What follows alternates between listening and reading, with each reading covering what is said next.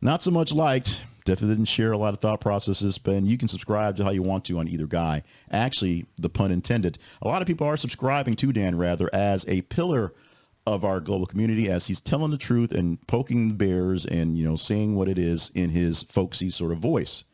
One person not happy with his folksy sort of voice and wasn't happy for quite some time is Connie Chung, who has a new book out, and she is slamming her former co-anchor at Dan Rather, that guy, for bias regarding women.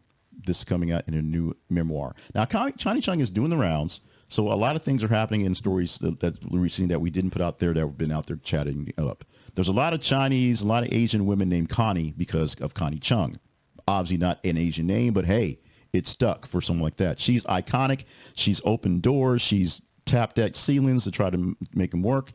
And she and Dan Rather did something amazing, a billion odd years ago, and had the co-anchor desk for CBS for a while, making something that was supposed to be something big, because Dan Rather, big dude at the time, and Connie Chung, big gal at the time in the world of news, making this a blockbuster bid for people to watch back then when watching the nightly news was simply something good.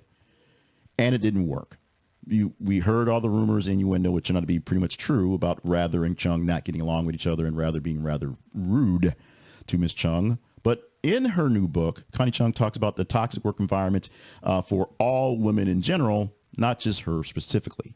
The memoir sheds lights on challenges she faces as a woman in the male-dominated field, of course, and how things were how she was picked on in places, and how things have been resolved for the better. In some cases, not so much better in the current state of our union that is journalism. That's why I do this thing here, because I'm not exactly thrilled with how journalism is, even though I'm not paid to be a corporate journalist. Independent, doing aggregation now, yes, and it's fun and it makes pennies, but I don't have the reach that other folks have. And sorry.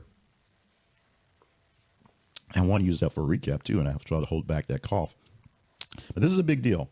Dan Rather, who I admire, I like a lot. I follow his Substack, and I listen to what he says as common sense, folksy stuff. But at the same time, two things can be true at once.